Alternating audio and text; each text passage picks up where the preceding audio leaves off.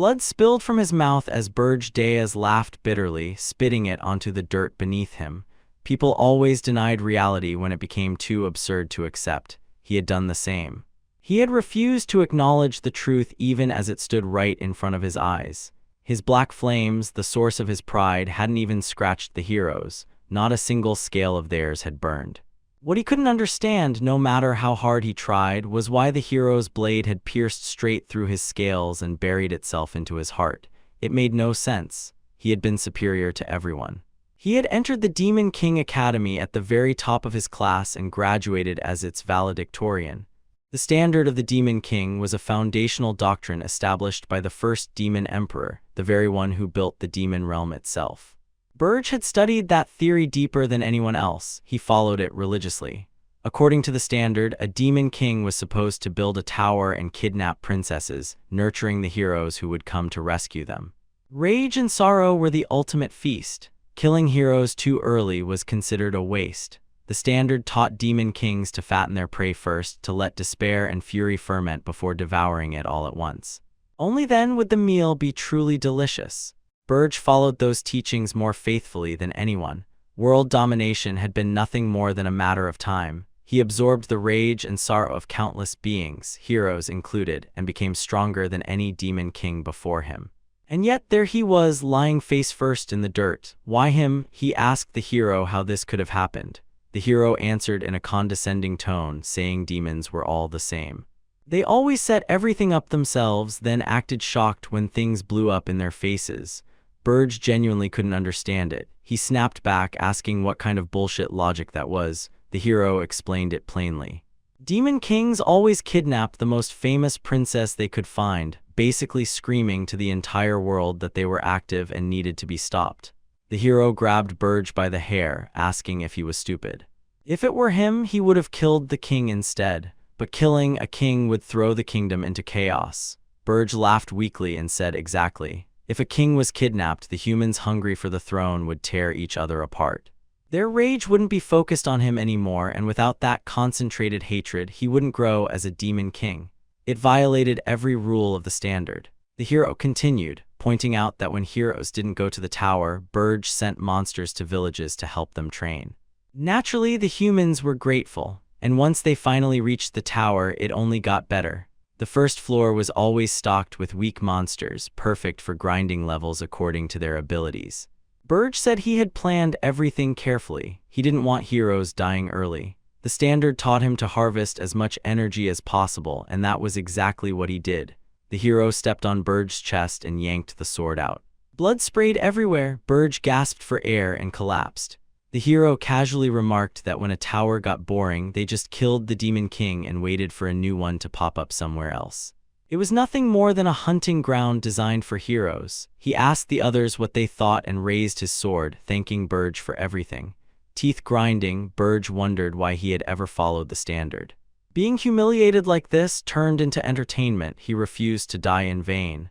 He roared that he was a demon king, and a terrifying aura began leaking from his eyes. It didn't matter. His head was sliced clean off. As it flew through the air, Burj saw the heroes chatting casually. His head landed beside them, and he swore they would pay for insulting him. The hero warned the others not to touch the head. The horns were his. A purple rift formed within Burj's body. The hero stared down at it, confused. Burj's voice echoed as he vowed to sacrifice every last drop of life he had left. The hero's heart raced. He screamed for everyone to run. The explosion erased them. Heroes disintegrated like meat being stripped from bone. If Burj had known the standard was wrong, if he had known it allowed heroes to make fools of demon kings, he never would have followed it. Given another chance, he wouldn't waste a single moment. He would feed that garbage doctrine straight to the orcs. The tower exploded. Someone kept calling his name, over and over. Burj Dayas opened his eyes and found himself standing inside the Demon King Academy. Alive, confused, graduation day, someone told him to hurry onto the stage. The chairman stared at him, wondering why a genius like him was spacing out. A red badge was pinned to his chest, the symbol of a demon king. Graduates were told to ascend the podium. The oath was next, the standard of the Demon King. Burj had memorized it so thoroughly he was sick of it. Every syllable burned into his mind. The same garbage that got him killed, the same bullshit that turned him into a toy. He was asked to read it. He asked if he really had to swear to that trash again. When told to begin, he refused. He shouted that he wouldn't swear to such bullshit, that following the standard was moronic and fucked up, that the doctrine was absolute trash and its creator deserved to die. The Academy erupted. The greatest valedictorian in history had become the greatest lunatic of the century. A heavy hand slammed down on the table hard enough to crack the stone surface. The entire chamber went silent. The one who stood there radiating authority introduced himself without ceremony as Arkin, the Archduke of the Demon Realm. His presence alone made it clear that this wasn't a discussion anymore. He stared straight at Burj Dayaz and said plainly that Burj could be executed on the spot for daring to insult the standard of the Demon King. However, given Burj's flawless academic record and his exceptional talent, Arkin said he would grant him one last chance. Burj only had to retract his statement and apologize to the entire Demon Realm, right now. If he refused, his assignment would be finalized immediately. Whispers spread through the chamber. Some said the destination was Arain, the dimension where demon kings were sent to die. Others muttered that giving him a second chance was pointless and that execution would be cleaner. Arkin continued, saying Burj was surely aware that Arain was the worst dimension imaginable, a place where countless demon kings had lost their lives without exception. Burj didn't hesitate for even a second. He told Arkin to send him there anyway. He said he would come back alive after proving that the standard was complete dog shit. That was the final straw. Arkin roared that there would be no leniency. He formally ordered Burj's immediate deployment to Arain. All privileges of being a valedictorian were revoked. No demon subordinates would accompany him. He would receive no benefits, no assistance, and no reinforcements until he completed his conquest. Furthermore, he was permanently banned from ever entering the demon realm again. Burj nodded. Honestly, he had expected as much after causing that scene. What surprised him was how relieved he felt. Arain was the land of heroes, the very place where he had died. Even before his regression, he had chosen that dimension himself, believing that the hardest difficulty was the only challenge worthy of the best. That arrogance had killed him. In Arain, countless heroes had already figured out how to exploit the standard of the Demon King and turn it against them. This time, he wouldn't be fooled again. He landed on the northern continent, deep within a massive mountain range. The terrain was brutal, jagged peaks stretching endlessly in every direction. Burj looked around and laughed under his breath. He said he wouldn't fall for the same tricks twice. This time, he would be the one using the system against them. If this world ran on standards, then he would rewrite them. He would call it the hero standard. Elsewhere, another graduation ceremony was wrapping up. Gordon was cleaning up nearby, muttering to himself that things had gone surprisingly well. He was the valedictorian of the Demon King Adjutant Academy. If the Demon King Academy trained kings, then the Adjutant Academy raised the demons who served under them. Two students standing behind him whispered that being valedictorian really paid off.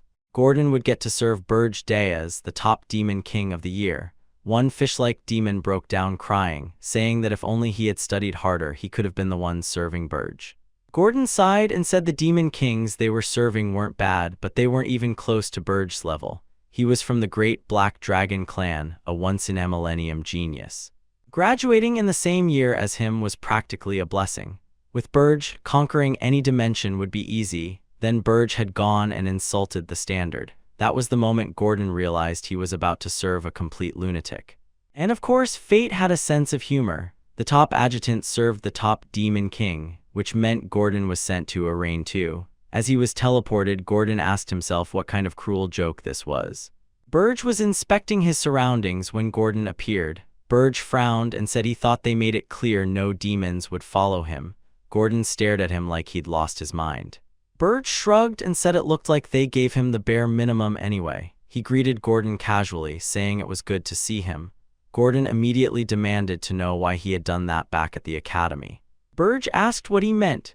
Gordon snapped that insulting the standard publicly was insane. No matter how many complaints he had, that was crossing every line imaginable. Of all places, both of them were now stuck in Arain, a death sentence.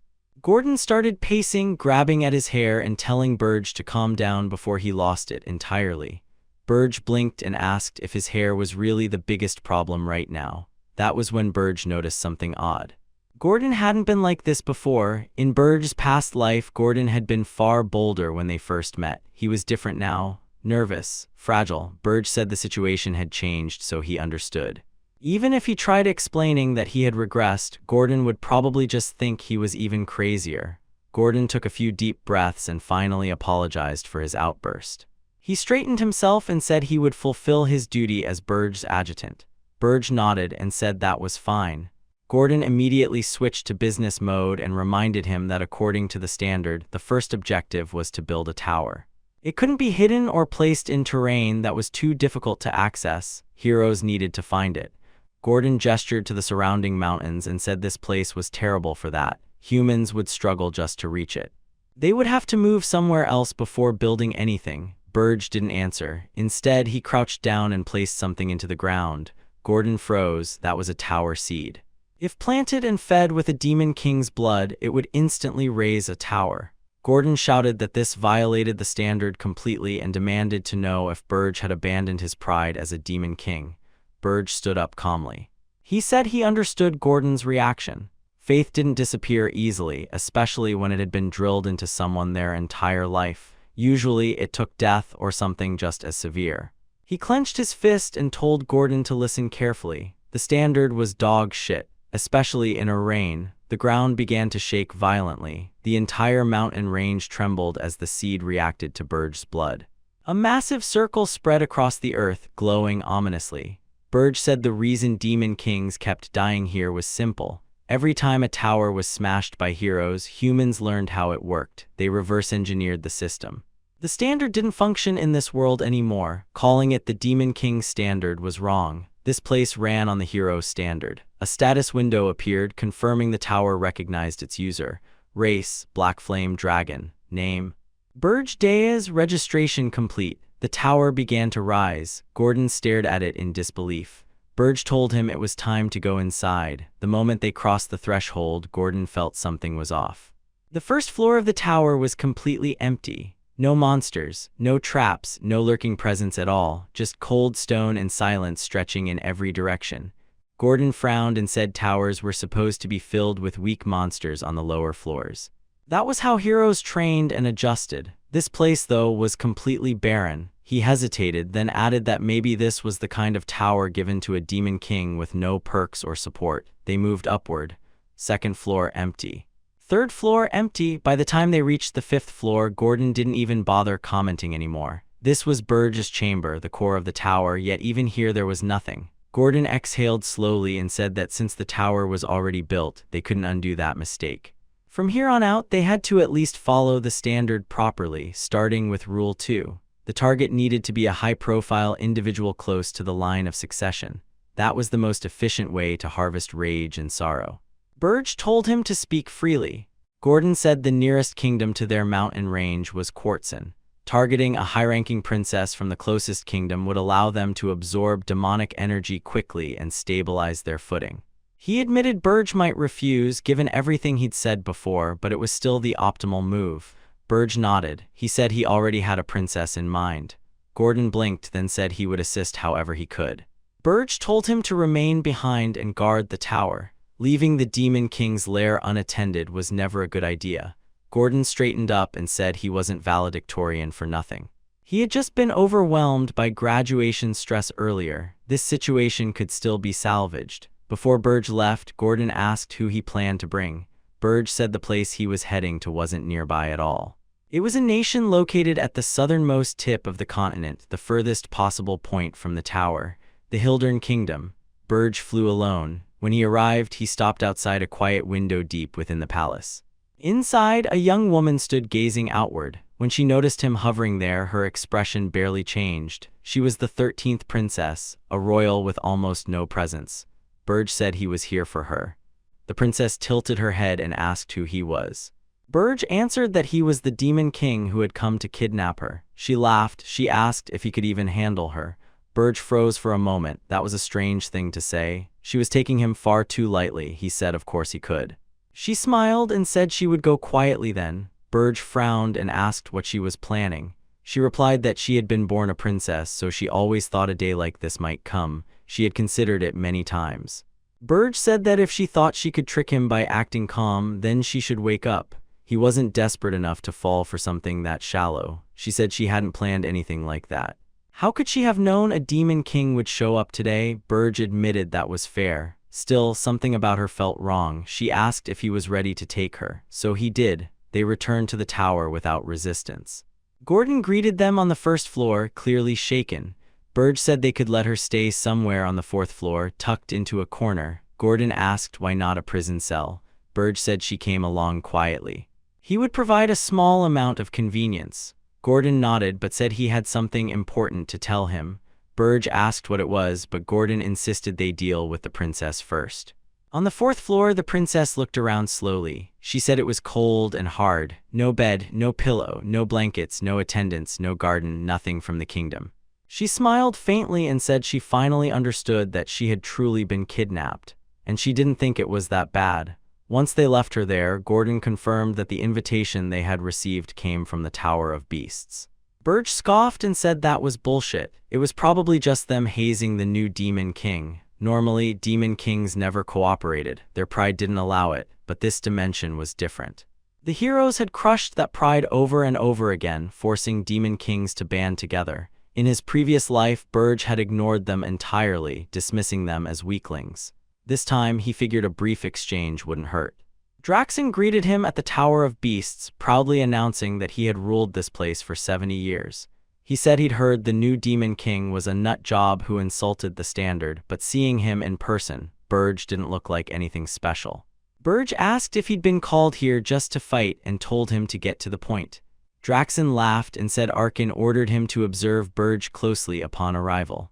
Burge muttered that the noisy old vampire was still holding a grudge. Draxen's smile vanished. He asked how Burge dared to refer to an archduke that way. He dropped his food onto the floor and told Burge to lick it up. If he did, Draxen would forgive his rudeness. Burge said Draxen already knew why he was here. Draxen admitted it. Burge had insulted the standard. Burge replied that according to that same standard, Demon Kings weren't supposed to kill each other. But since he was openly trash-talking it, there was no reason to follow such a trivial rule. Pressure flooded the room. Draxen's confidence cracked. He hurriedly confessed that Arkin ordered him to monitor whether Burge kidnapped a princess. If he failed to report success within a month, his authority would be stripped. Burge said it was a waste of time. He had already kidnapped a princess, one that suited his taste.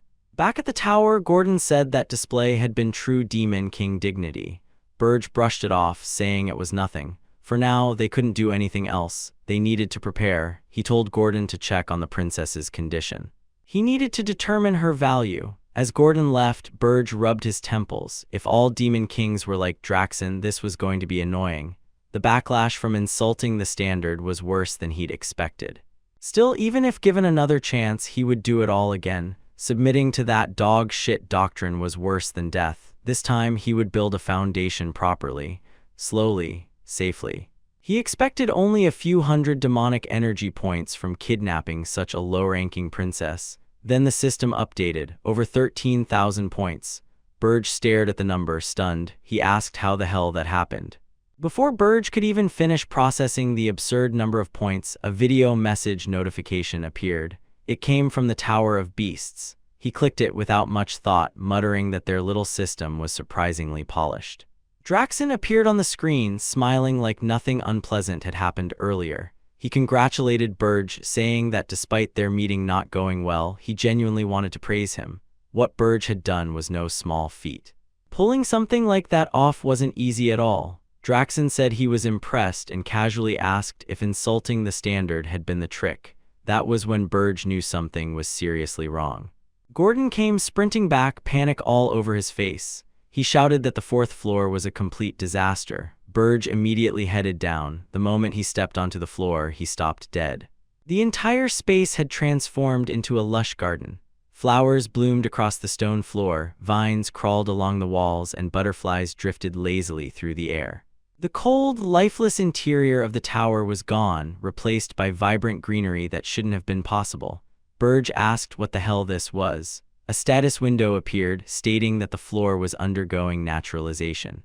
The princess stood at the center, surrounded by gentle spirits. She smiled faintly and asked if he was finally here. Burge stared at her in disbelief. He asked if she had created nature inside the tower. This wasn't just elemental control, it required handling all 4 major elements at once. He muttered that she definitely belonged to the 13th princess's castle.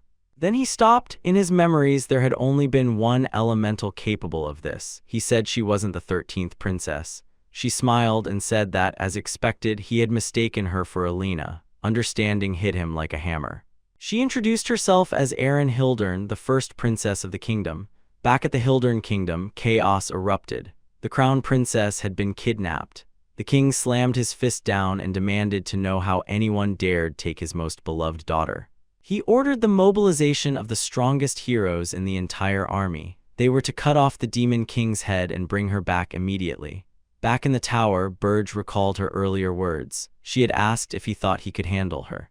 Now it made sense. He said he'd heard that the genius spirit summoner of Hildern was overflowing with mana. There was no way he would have noticed. He asked how she had deceived him. She held up a ring and said she could conceal her power as long as she wore it. It was a treasure passed down through the royal family for generations. She then asked if his curiosity had been satisfied and whether he would send her back now. Burge said that if he did, he would become a laughingstock. No kingdom feared a coward. If no one feared him, gathering demonic energy would become nearly impossible. He had no choice but to push forward. A warning flashed across the status window. A large number of hostile entities were moving toward his location. The demonic energy counter jumped again, 19,000 points. They had identified him. Burge said that nothing changed just because she wasn't the 13th princess. She was still his hostage. At the Hildern kingdom, the king shouted orders to prepare the heroes. They would move immediately. The demon king's head would be taken.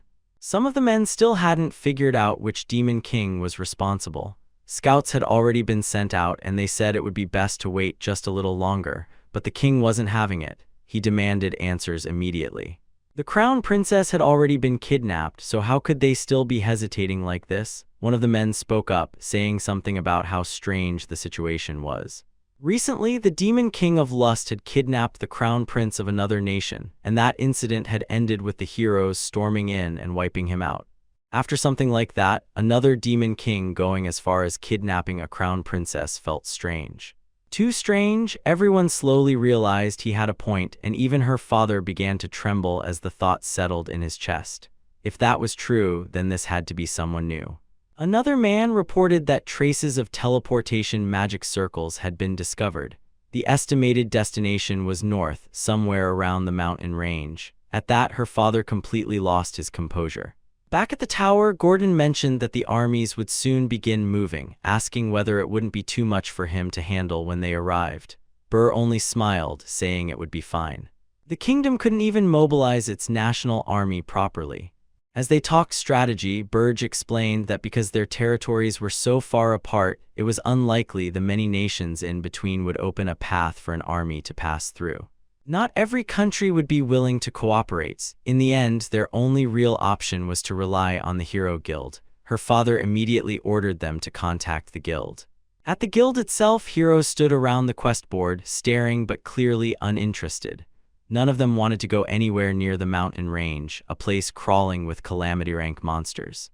Someone muttered that the Hero Guild wouldn't move anyway. Heroes were trash, only caring about money. They wouldn't risk their lives unless the reward was worth it. That was exactly why this place had been chosen as a base.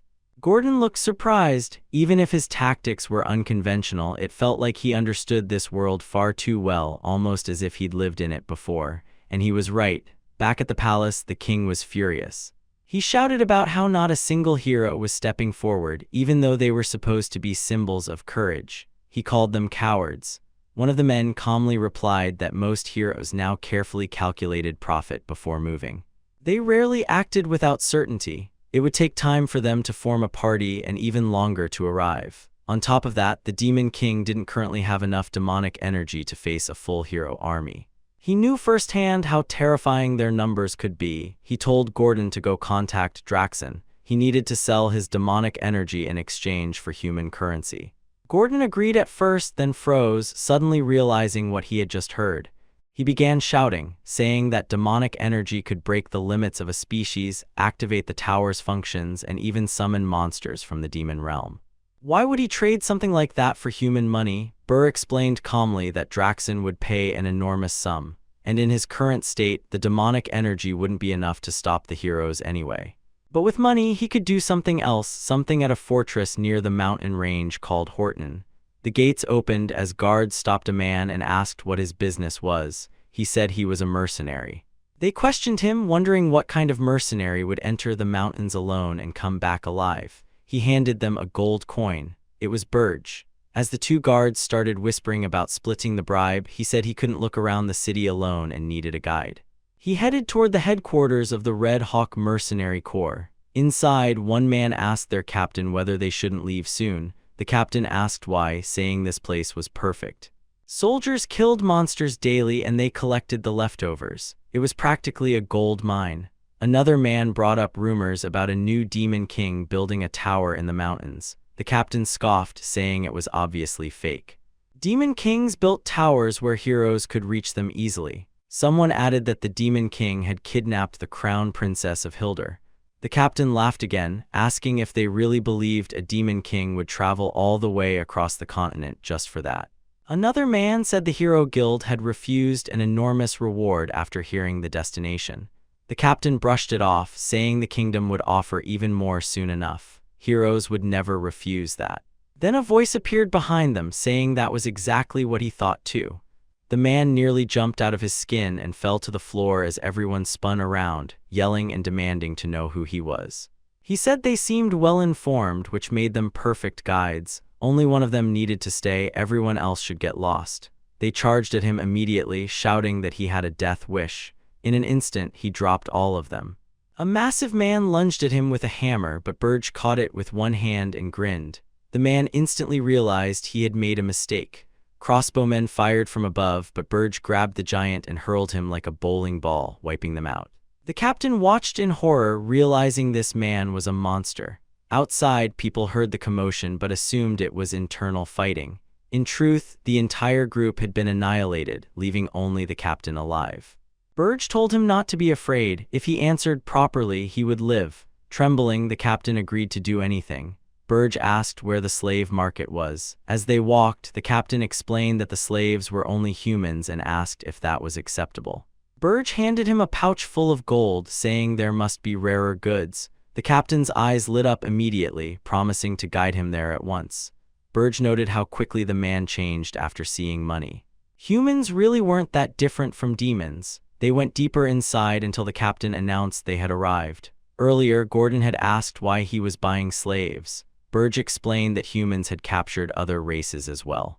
If possible, he wanted an elf, someone known for their integrity. Such a being would make an excellent spy. Back in the present, the slave trader asked what kind of slave he wanted. Burge pointed at an elf and said he'd take him. He added that the captain would be paying. The captain tried to object but immediately gave in, saying it was fine. Burge said he needed to check something and told them to wait outside. They warned him the elf might go berserk, but he said that was fine, he'd compensate if anything happened. Inside, the restraints were removed and the elf glared at him, demanding to know why a demon would come here. Burge offered him a chance to take revenge on humans. The elf laughed bitterly, saying a demon's words were no more trustworthy than a human's. Burge said that if the elf served him faithfully for 50 years, he would grant him freedom afterward. For an elf, 50 years was nothing, far better than humiliation at human hands. The elf pointed out that demons were responsible for trying to destroy the world tree. How could he trust someone like that? And why would a demon even extend a hand to an elf? Burge said he had a point. Then he swore upon the great demon king's canon that he would never harm the world tree and would keep his word. The elf froze, recognizing that oath as sacred, equal to the world tree itself. He agreed on one condition, that Burge swear in return. Burge accepted. The elf introduced himself as Grenada of the Maple Tribe and said he would serve faithfully. When Burge revealed that he himself was the Demon King, Grenada burst into laughter, grabbing him and saying that was impossible. Why would a Demon King come personally to buy a slave? Burge explained that the further he moved from the tower, the weaker he became. That only made Grenada laugh harder. If he truly was the Demon King, then he would serve him for 100 years instead of 50. The scene shifted to the 5th floor of the tower. Burge repeated the contract terms. Grenada exploded, calling it fraud. The tower was nearly empty, nothing on the first 3 floors, and the 4th was just a glorified garden. What kind of demon king lived in a place like this? He said the heroes would wipe him out in under a year. Burge reminded him that they had made a contract. Grenada admitted that the mana alone was suffocating. The monsters avoided the tower not because it was empty, but because they feared its master. He swore his loyalty and said that if the Demon King came personally, then he must have an important task. Burge calmly told him to start by cooking. Grenada froze, completely confused. Grenada stood there completely confused, staring at Burge as if he'd misheard him. He was supposed to be part of some grand plan, not cooking. Still, he didn't dare argue. As he started preparing the food, he noticed someone standing nearby. It was a woman. She asked if he was cooking and said she was going to help with some vegetable bread. They headed to the dining hall on the 5th floor. As they sat down to eat, he asked if she was from Hilderin. Burge confirmed it. She was the crown princess. Grenada, stunned, asks if Burge had completely lost his mind, kidnapping the crown princess and bringing her here of all places. With nothing but empty floors and barely any defenses, how was he planning to stop a hero if one showed up? Burge calmly replied that this was exactly why he had brought Grenada here. Burge casually complimented the food. Ernan smiled, saying she helped too. Grenada, however, could only stare, completely lost about what was happening. Later, on the 4th floor, Grenada asked if he was supposed to fight the heroes. Burge told him no. If a hero made it inside the tower, it was already over, especially if they managed to break through. Instead, he wanted Grenada to disrupt the human world from the outside. That meant becoming a spy. But first, Burge needed to check his skills. Grenada frowned, asking how he was supposed to fight a demon king inside his own tower. Burge replied that he would use no magi and only one hand. In return, he would reduce the contract back to 50 years. Grenada immediately accepted, warning him not to take it back. He said he'd do everything he could to take his head, then corrected himself and said he meant fight him. He charged forward, launching a relentless barrage of attacks. Burge blocked every single strike with just one hand, exactly as promised. He commented that Grenada moved well for someone who had lived as a slave for so long. The way he absorbed mana from the floor to enhance his body was very elf-like. Grenada responded that no normal elf could reach this level and that Burge had chosen the wrong opponent. He activated a spell, wrapping vines around Burge's leg, then lunged forward, declaring that he had found an opening and would return the contract to 50 years. Burge looked down, slightly surprised, then smiled. He admitted that Grenada was good enough to be useful, but reminded him that he shouldn't forget who he was fighting. He said he would not use demonic energy now, but would control his strength enough so it don't kill him. Grenada shouted that he needed a moment to change his pants. The tower suddenly trembled. The scene shifted back to the mercenary headquarters. Burge stood there once again, and this time the captain greeted him with deep respect, saying it was an honor to see him again. Burge said he wanted to hire the mercenary corps for a full year. The captain immediately asked how much he was offering. The men who had been beaten earlier muttered that they should quit, but Burge casually dropped a massive bag of coins in front of them. Instantly, their attitudes flipped, claiming the beating had been worth it. The captain scolded them, calling them idiots, then eagerly accepted the offer. Burge suggested they also bring in one more man to deliver his orders. The captain agreed immediately, but some of the men hesitated, saying letting in a stranger was dangerous. At that moment, Grenada walked in, covered in bruises and bandages. He introduced himself politely. The mercenaries stared at him, then suddenly felt a strange sense of kinship. Before they knew it, they were crying and hugging him like long-lost brothers. Burge commented that while they looked sloppy, they were mercenaries from Eretz and it would be hard to find better talent. More importantly, they were easy to handle, because they were all idiots. At that moment, the only hero who could respond to the situation was Hill, the one who had slain the Demon King of Lust. Burge told them that their first mission was to investigate Hero Hillen. Their expressions sharpened, excitement returning to their faces. Back at the tower, Burge said that since Grenada was handling the hero side of things, it was time for him to grow stronger. He explained that the system's points could be used to reinforce the tower or strengthen himself. Since he had sold all his demonic energy, the fastest way to regain power was through spirit grass. Spirit grass was formed when mana crystals absorbed natural energy over long periods of time. Consuming it granted immense power. Due to the violent mana storms and the presence of calamity-ranked monsters, no humans ventured into the mountain range. As a result, spirit grass there grew purer than anywhere else. For demons, it wasn't as good as demonic energy, but it was still valuable. He told Gordon that they needed to find some. Gordon immediately objected, saying that searching without preparation was reckless. Finding it was like searching for a needle in a desert. Monsters weren't any different from beasts; they would attack if they sensed weakness. Burge said he wasn't worried about monsters. He could kill them easily. The real problem was finding the grass. Gordon pointed out that unless they had a detector with exceptional mana sensitivity, it would be impossible. Right on cue, Aaron knocked on the door, asking if they were busy. Everything clicked. As they left the tower, Aaron was visibly excited, and the spirits around her were too. She said she had been bored for a long time and was glad to finally go out. She reminded him that he had promised to let her decorate the 4th floor however she wanted. He agreed, saying that as long as they found the grass, she could do whatever she liked.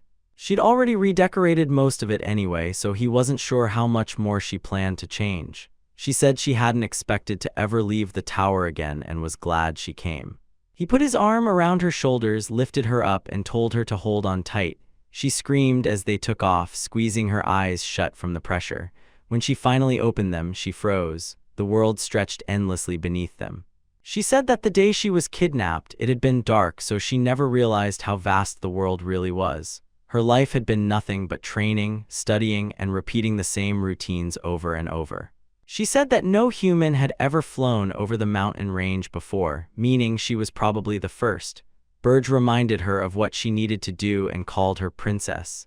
She told him to stop and use her name instead, since they'd be together for a while. He asked if she'd lost her mind and warned her not to forget her position, threatening to send her to the dungeon if she pushed her luck. She apologized immediately. He told her to use the spirits to find the grass. She did, sending them flying in all directions. He commented that it would take a long time to search such a massive area, but spirits, being mana themselves, would find it far faster than humans ever could.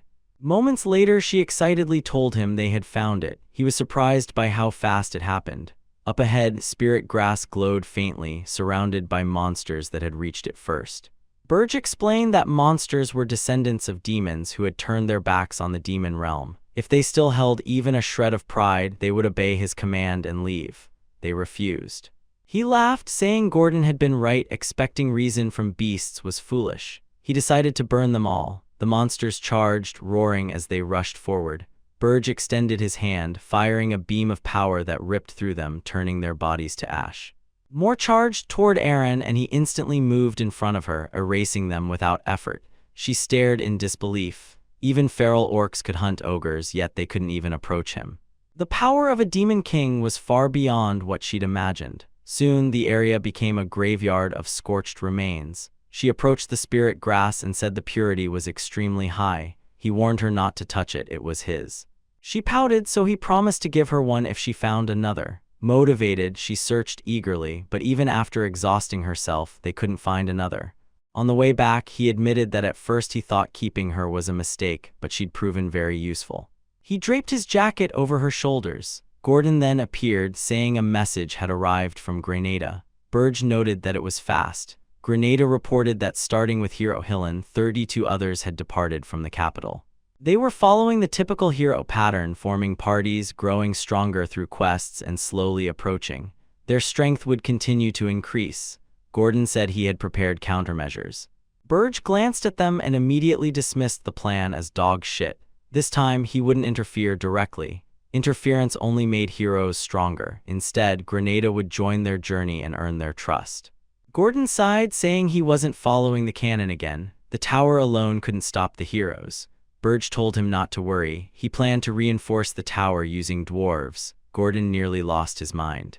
First humans, then elves, and now dwarves. This was turning into some kind of employment agency. He warned that it wasn't a good look. Burge released a wave of mana from his fist, silencing him instantly. He clarified that he wasn't recruiting dwarves to fight, he needed their tools. He asked Gordon to think about it. If heroes opened the tower expecting weak monsters, what would happen if dozens of cannons fired at once? Gordon admitted that no one would expect something so insane. Then he noticed Burge was gone. Panic set in as he realized what that meant. Burge had already arrived at an underground dwarven city. A massive dwarf hammered away at a forge. He was the finest blacksmith in the city, Roger Friedrich, and he was about to be kidnapped. The scene shifted to the underground dwarven city of Wolfner, a place carved straight into the stone itself, glowing faintly with embedded crystals that lit the massive caverns from within. Deep in its heart, the sound of hammer striking metal echoed without pause, steady and powerful. At the center of that noise stood Roger Friedrich, the greatest dwarven blacksmith alive. And right now, he had unknowingly become the next target on the Demon King's abduction list. Before his regression, Burge Diaz had fought countless dwarves, but this was the first time he had ever actually stepped foot inside their city. At the entrance, he casually bribed the guard with human gold and asked, almost lazily, where he could find the best blacksmith around. The dwarf smirked as he pocketed the coins. For a human, you sure know how to do business. With such a small bribe, directions came easily. Go inside the city, find the massive hole, take the lift. They'll check your identity and assign you a floor, 2 layers of security, no intruders allowed. Burge didn't bother with any of that. Suppressing his demonic presence completely, he simply dropped straight down to the lowest level. From there, he walked calmly toward the deepest chamber of Wolfner, the true heart of the city, where the legendary blacksmith worked. The first thing Burge noticed was the technique. Molten metal shimmered with mana so smoothly it looked like the flames themselves were dancing. For a brief moment, he genuinely wondered if this really was the best blacksmith alive. He figured he could always confirm that after kidnapping him. He moved in like lightning, reaching out to grab the dwarf and escape in one swift motion, but his target was anything but ordinary. A wave of fire erupted from the forge, swallowing Burge in scorching heat. Without hesitation, a massive hammer followed, swinging straight toward him. That flame, it carried a trace of demonic power. Suspicious. Burge caught the hammer with one hand. Calmly, he asked, "Are you a hero?" The dwarf lifted his chin proudly. "I am a hero. How dare a demon enter dwarven land?" he continued coldly. "You will not leave here alive." Burge grinned, wearing that familiar Demon King smile. "For someone who talks that big, you're pretty weak. Also, correction. I'm not a demon, I'm the Demon King." With overwhelming strength, he slammed the hammer into the ground and grabbed the dwarf by the throat, lifting him off his feet. Guards rushed toward the chamber after hearing the commotion, but when they arrived, it was already empty. Panic spread instantly. A demon intruder, the hero Roger Friedrich, had been kidnapped. High above the city on a terrace, Burge warned his captive in a low voice, "Make a sound and I'll kill you." Still trembling, Roger demanded answers. Why was the Demon King here? Was he after the dwarven princess? Burge dismissed the idea immediately. He had no interest in dwarven royalty. What he wanted was information about the secret tunnels beneath the city, underground routes known only to blacksmiths for emergencies. Roger assumed this was how the princess would be kidnapped, and honestly, he couldn't stop Burge even if he wanted to. The truth was simple. He talked big, but he was terrified of Demon Kings. Still, he refused to answer. So Burge leaned in and whispered his threat. "Fine, I'll kidnap your princess, then let you go. Everyone will believe you sold her out to save your own life." Imagine the rumors, the shame, the torture that'll follow. Everyone already knew Roger wasn't particularly brave. If such a rumor spread, no one would doubt it. His life would turn into hell. Burge gave him one last choice: walk with me or sell out your princess and pray. Roger stayed silent, but inside his head he was already scheming, thinking about how to survive while still handing over the princess. A greedy little bastard. To seal it, Burge made a vow. "On the Demon King's standard, I guarantee your safety if you cooperate." For dwarves, such an oath was sacred. A Demon King would never break it. Roger's attitude flipped instantly. He became cooperative, obedient, almost cheerful. Burge nearly gagged at the sight. Meanwhile, deep inside the city, Princess Louise paced anxiously. Roger had vanished while crafting her weapon. The guards explained he'd been taken, but that only made her angrier. "Shut your mouths," she snapped. "He's a hero. How could a hero be kidnapped?" One guard nervously tried to reason with her. "Your Highness, he is a hero, but he's also a terrible fighter." That earned him a murderous glare. "Find him. If you fail, I'll take all your heads myself." No one dared argue. Deep inside Roger's hidden tunnel system, Burge was rapidly losing patience. The passage was so narrow that he was forced to walk directly behind the dwarf the entire way. "Far too close, move faster," Burge growled. "If I have to stare at this disgusting view any longer, I'll burn this tunnel down." Loger laughed nervously, just a bit more. These tunnels weren't built for tall people. After what felt like hours, they finally emerged outside the city. Loger brushed himself off in relief. That's it, my job's done, I'll be going now. Burge transformed instantly. Wings of shadow spread wide, swallowing the moonlight. What kind of bullshit are you spouting? Loger froze. You swore on the Demon King's standard, Burge shrugged. Trash vows don't mean shit to me. Just like that, Loger officially became the newest entry on the Demon King's rage bait list. Panic overtook him immediately. Maybe selling out the princess really would have been smarter. Wait, I'm useful, he blurted out. No one rivals my metallurgy. I can craft anything you want. Burge frowned. How does a hero sell himself this easily? Morals didn't matter to Loger anymore. Survival did. Then swear loyalty to me, Burge ordered. Loger smashed his forehead into the ground without hesitation. I swear. Thank you for your mercy. Of course, inside his head, he was already planning his escape. Two bad plans don't matter when you're unconscious. Moments later, Loger woke up in a serene garden, surrounded by spirits, dizzy and terrified. Gordon was already pacing nearby. You kidnapped a hero, he snapped. A dwarf hero. Burge motioned for silence as Granada appeared on a floating screen. My lord, did you seriously bring a dwarf inside? Report later, Burge cut him off. Princess Ernan stepped forward, ignoring the chaos. She studied Loger calmly. Did you come to rescue me, hero? Probably not. Loger barely understood what was happening. Why am I here?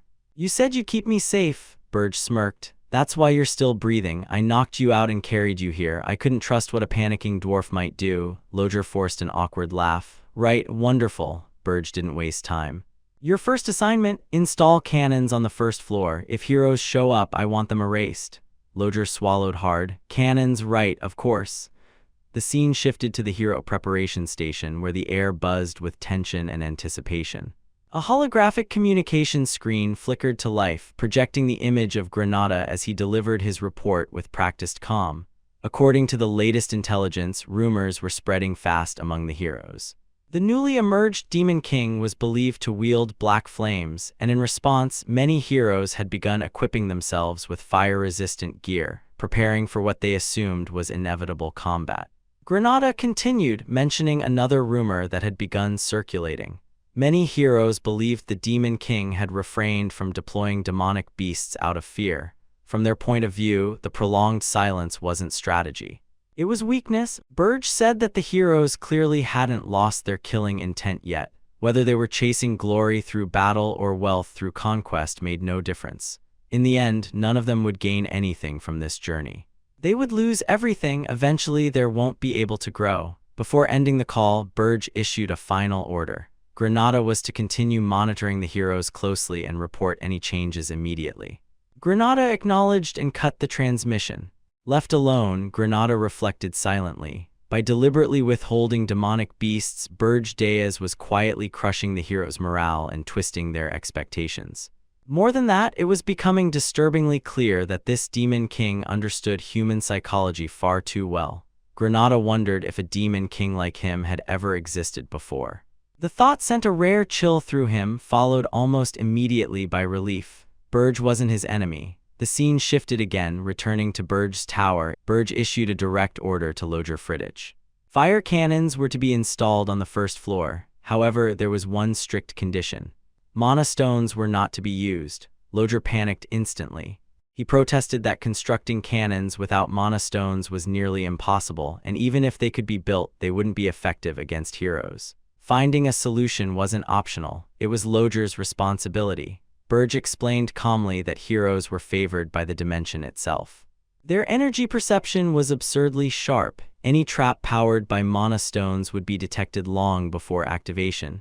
That was exactly why mana stones were forbidden. Loger tried to argue again. Burge's expression darkened.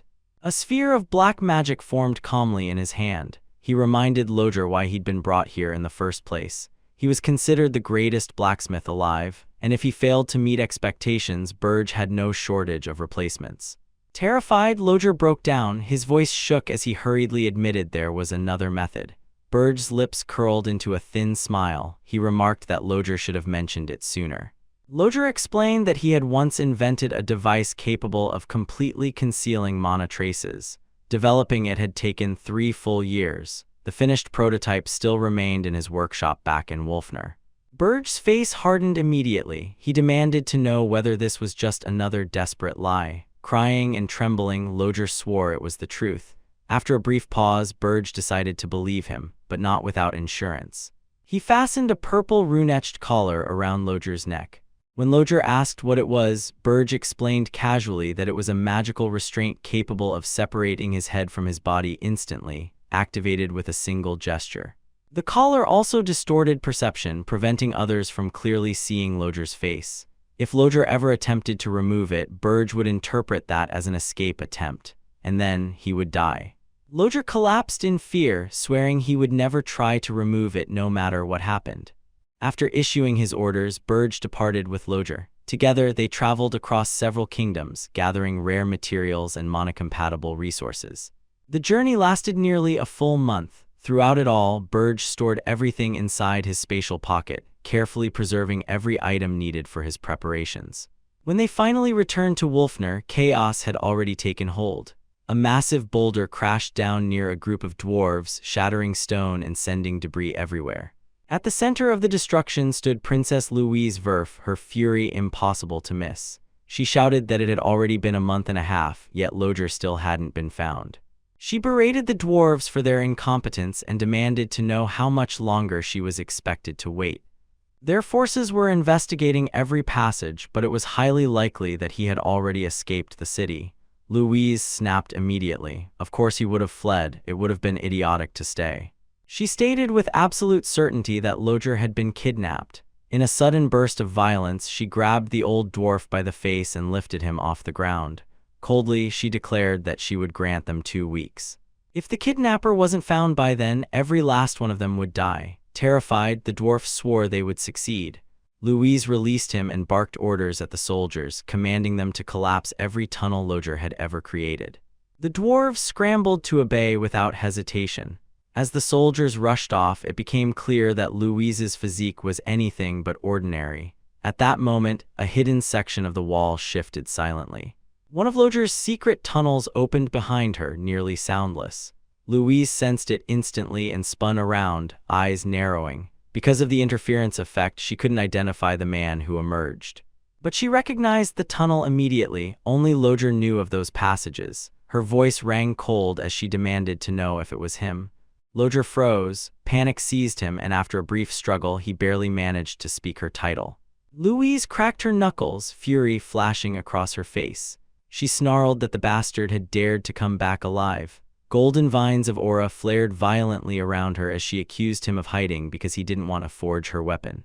Tears streamed down Loger's face as he desperately denied it, insisting she had misunderstood everything. That only made her angrier. She reminded him sharply that she was a princess and accused him of insulting her by claiming she was mistaken.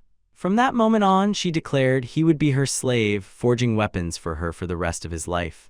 Golden aura surged around her fist as she pulled it back. Before anything else, she would punish him for running away. Before her punch could land, a violent blast erupted between them. Princess Louise was hurled backward, slamming into the ground. She planted a hand down and regained her balance instantly as dust filled the chamber.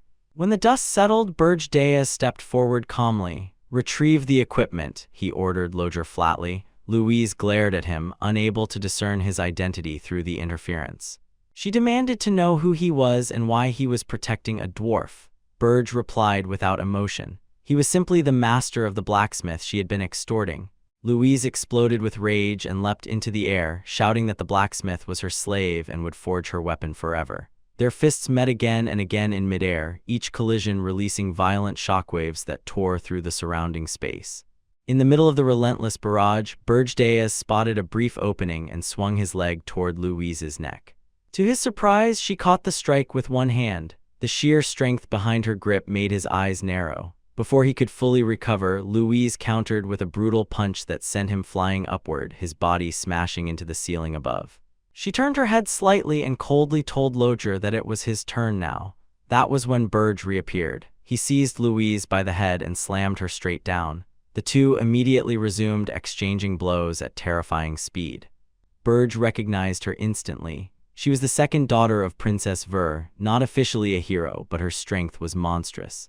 Even before regression, Louise had been one of the strongest individuals Burge had ever known, far stronger than she currently was. His thoughts raced. If she was allowed to grow any further, she would become a serious threat. Killing her now would be the logical choice, but doing so meant unleashing his full demonic power. In his current weakened state, that was dangerous. Worse, if her soldiers witnessed his true strength, his identity as the Demon King would be exposed. Golden and violet energy continued to collide in blinding flashes.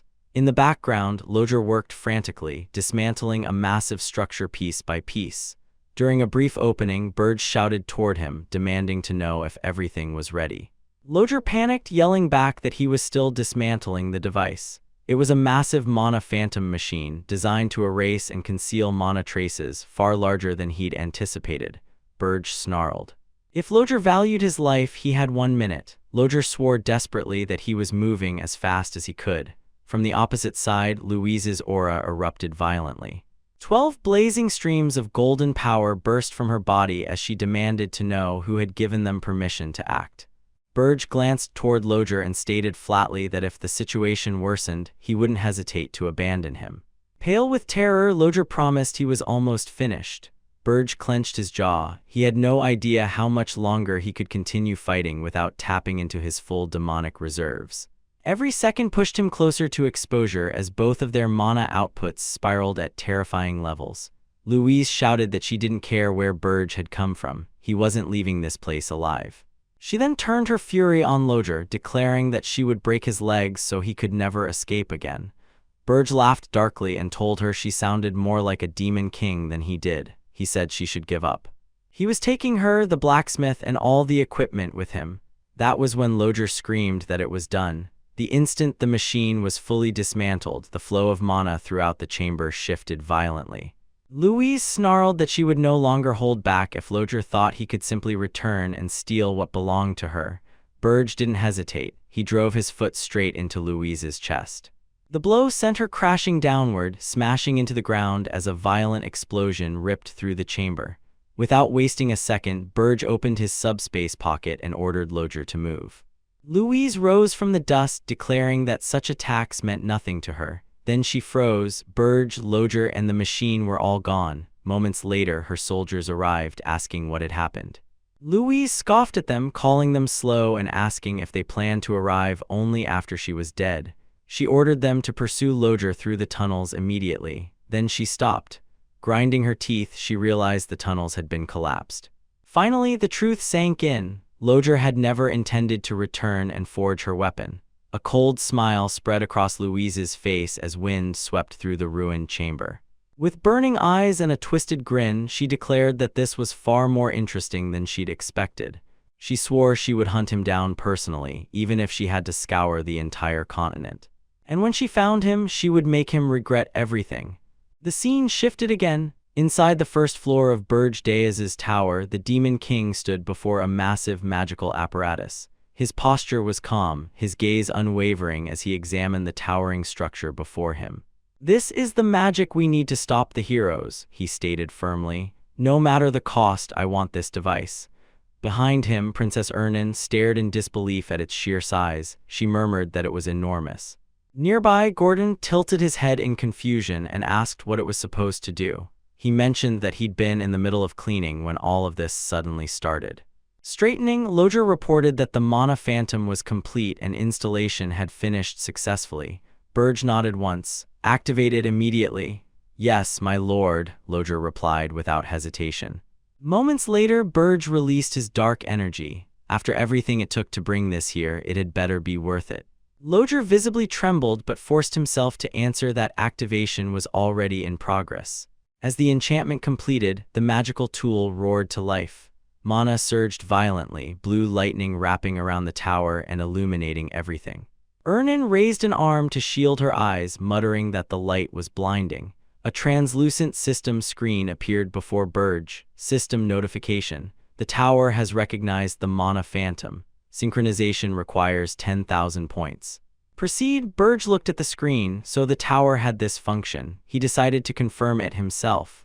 Another display appeared showing his available resources. Available points, 11,182. Without hesitation, he selected synchronization. Synchronization complete. Remaining points 1,182. A final notification followed. System update. The Mana Phantom has recognized the Demon King as its master. Processing complete. The Mana Phantom's power source has been fully converted from mana to demonic energy. Burge lifted his head and called out to Loger. Loger immediately shook his head, insisting he hadn't interfered at all. Barely containing his excitement, he admitted he never imagined it would be possible to merge the Mana Phantom with the tower, let alone convert its power source entirely. Ernan stepped forward, her eyes sparkling as she gazed at the awakened structure. Burge Deas turned toward her and casually suggested that she try using a spell. Ernan immediately brightened, clearly excited by the chance to test something new. She smiled and said she would use whichever spell she wanted. As she began chanting, glowing magical symbols formed in the air, and a massive sphere of colorful energy started taking shape in front of her. Gordon's face drained of color the moment he saw it. He shouted in panic, begging her to stop, yelling that he had just finished cleaning the tower. Burge, however, paid no attention to the chaos behind him. His focus was entirely on the phenomenon unfolding before his eyes. A spell of that magnitude should have been detectable far beyond the tower's walls. Curious, he moved closer to the entrance and looked outside, only to frown slightly. There was nothing, no trace of magical disturbance at all. So that's how it works, he muttered under his breath. A tower synchronized with the Mana Phantom. Interest flickered in his eyes. He extended his demonic energy outward, testing how the structure responded in its current state. His hand shimmered faintly, and his expression shifted in surprise as the entire tower vanished from existence. A moment later, he spread his arm again, and the tower reappeared exactly as it had been before. Realization struck him instantly. So I can hide the tower whenever I want, he murmured, and summon it back just as easily. The implications were enormous.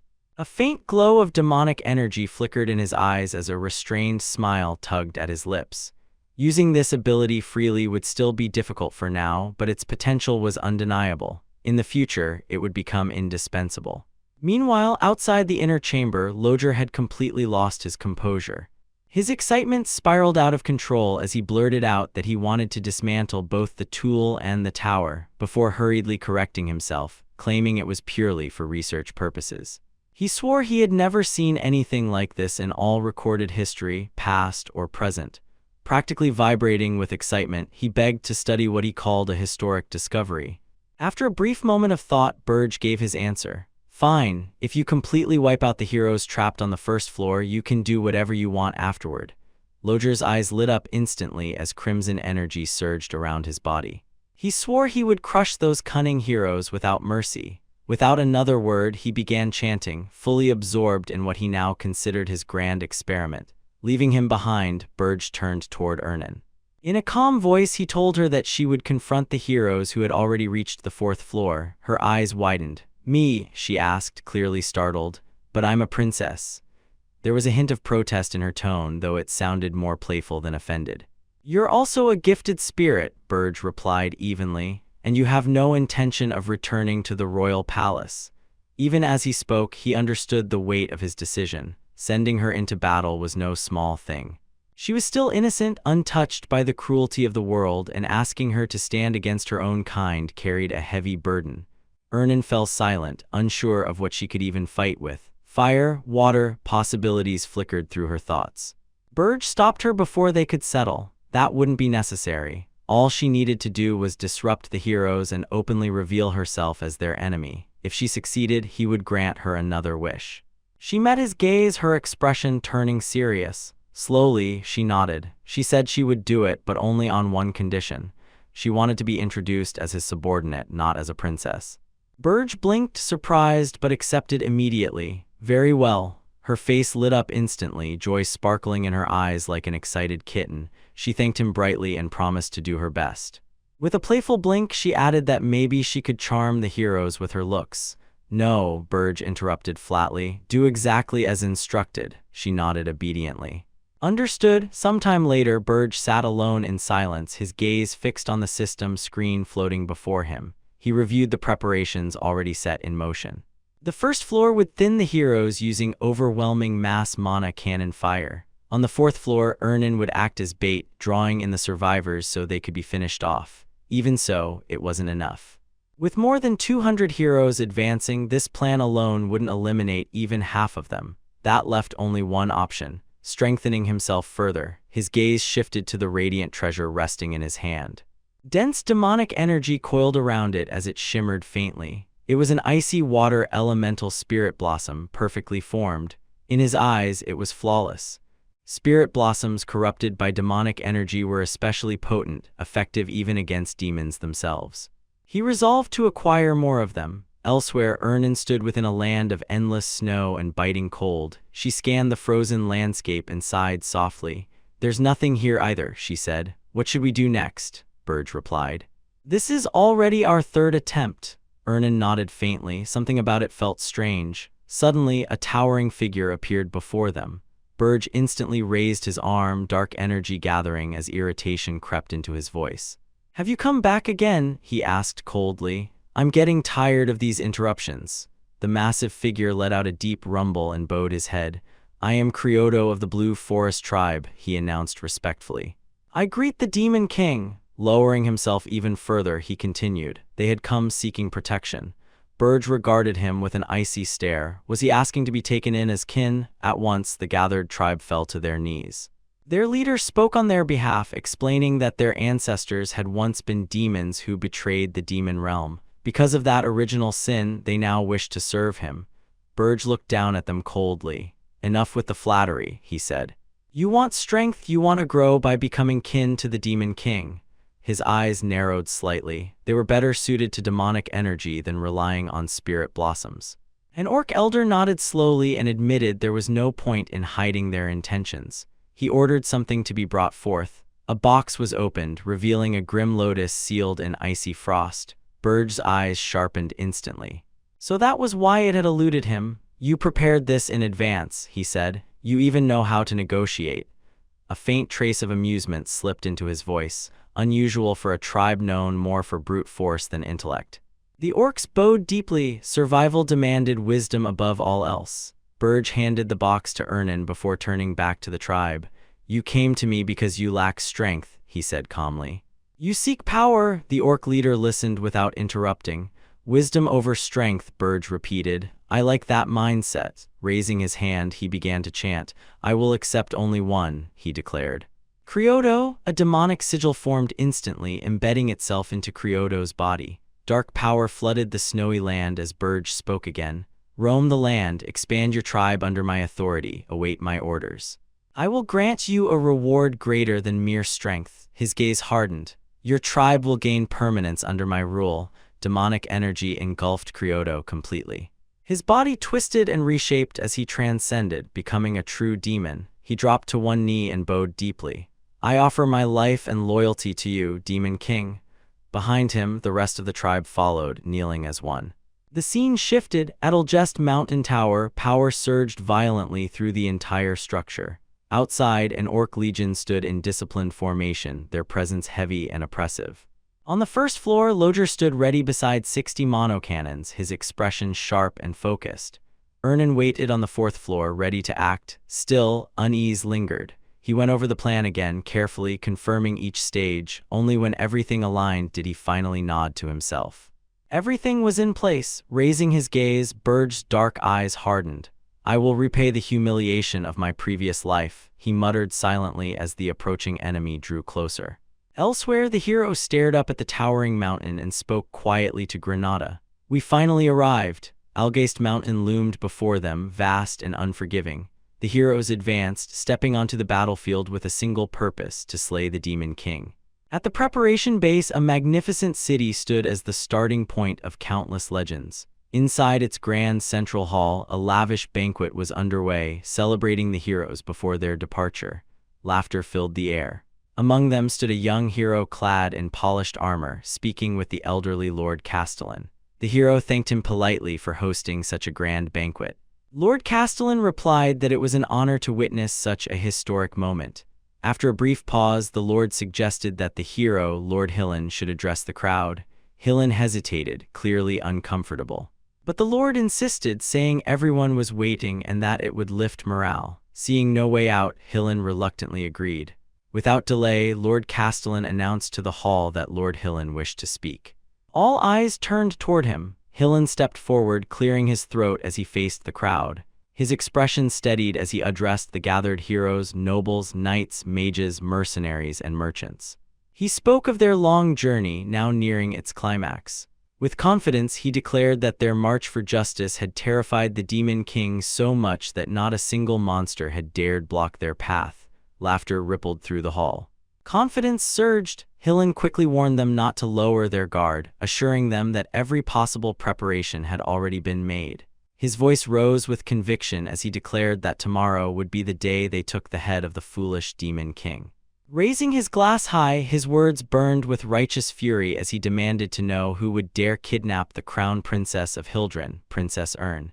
He roared that it was time to remind the world who they truly were. The hall exploded with cheers.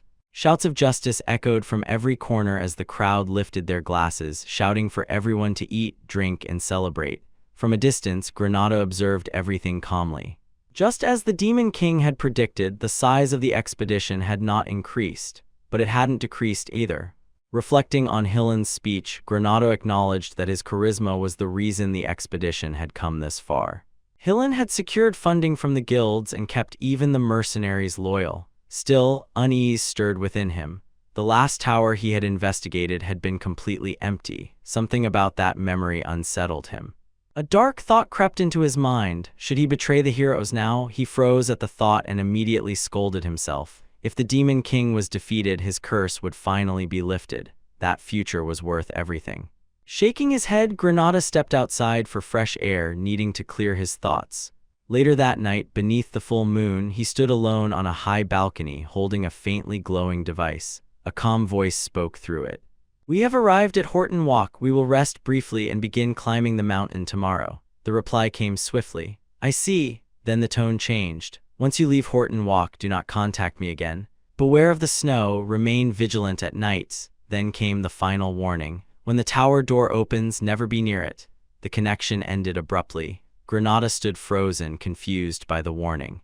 He muttered under his breath, unable to grasp its meaning. Suddenly, a voice spoke behind him. "What are you doing out here alone?" Startled, Granada turned sharply. Hillen stood behind him, trying to steady his breathing. Granada explained that he had only come out for some air. Nervously, he asked if something was wrong. Hillen studied him for a moment before smiling lightly. He offered Granada a drink, fruit wine favored by elves. Gratefully, Granada accepted. The warmth eased his nerves. Hillen remarked casually that Granada seemed troubled and asked if he truly believed they could subjugate the Demon King. He followed with a light laugh, teasing him for being nervous. "Yes," Granada admitted quietly. "Well," Hillen replied softly. As Granada spoke, Hillen stared into his wine. His reflection wavered as his cheerful expression slowly faded.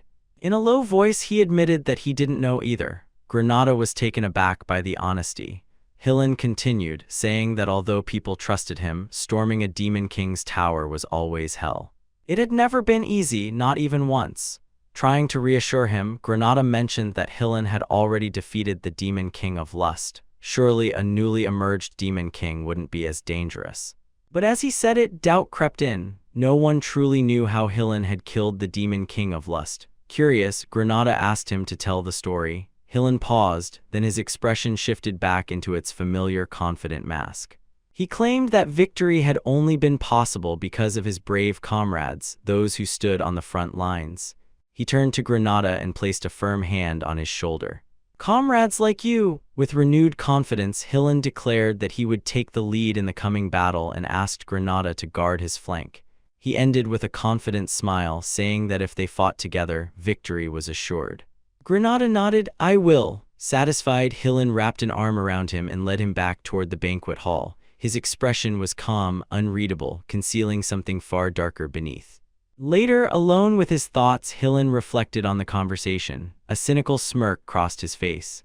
"Of course," he murmured. His gaze fell upon a ring set with a red gem. "I'm counting on you this time too, Elf Granada." The next morning, the preparation base was already alive with movement. Granada marched forward with a calm, composed expression, his gaze fixed ahead. Beside him, Hillen walked proudly, soaking in the admiration of the crowd, a confident smirk resting on his face. The cheers faded into silence as the expedition entered the harsh terrain of the Urust mountain range. Snow-covered cliffs stretched endlessly around them, and a freezing wind cut through the air. The massive group advanced through the desolate land, the cold biting at their bodies with every step. As they traveled deeper, some of the warriors began chatting casually. The tension from earlier slowly eased. As the man continued boasting, something fell into his head. When he pulled his hand back, it was covered in a strange, sticky purple slime. Confused, he slowly looked up. Towering over them stood many ghouls. Panic erupted instantly. Someone screamed in terror, shouting that ghouls had appeared. Before chaos could fully consume them, Hillen's voice rang out, sharp and commanding. His eyes burned with determination as he drew his sword. They finally showed up. Ghouls poured into the canyon from every direction. Standing firm amid the chaos, Hillen shouted for everyone to stay calm and protect their comrades. Lord Hillen, a frost giant, has appeared at the front. Hillen froze as a colossal skeletal figure made entirely of ice emerged from the canyon wall. Its sheer size stole the breath from everyone present. Without hesitation, Hillen ordered a retreat. Turning toward Lord Wharton, he spoke firmly. "I'll handle it alone." Wharton stared at him in shock, questioning whether he truly intended to face such a monster by himself.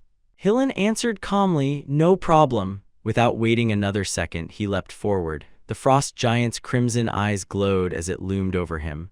A confident grin spread across Hillen's face. In his mind, he scoffed. A frost giant was nothing compared to the demon king of lust. With a thunderous roar, the giant swung its massive arm downward. Hillen jumped on the giant arm, who tried to kill him, throwing his own arm against the wall. Hillen dodged and continued to climb the giant's arm, finding an opening in a single, overwhelming motion. His sword, crackling with blue energy, cleaved through the massive body. As the frost giant reeled, Hillen glanced toward the rear. He saw the opening, then he shouted at the top of his lungs. "Now, everyone, run!" The expedition didn't hesitate. Warriors, mages, and mercenaries surged past the collapsing battlefield, fleeing the canyon. Behind them, Wharton shouted for everyone to keep moving, yelling that Hillen was holding the line. A massive explosion tore through the canyon. Left behind, the frost giant started to fall. Then its body collapsed inward, detonating in a catastrophic explosion that shook the entire canyon. The survivors stumbled into a nearby forest, collapsing onto the snow-covered ground, gasping for breath. Their bodies trembled from exhaustion and shock. One warrior muttered in disbelief that there had been dozens of ghouls and a frost giant taller than a cliff.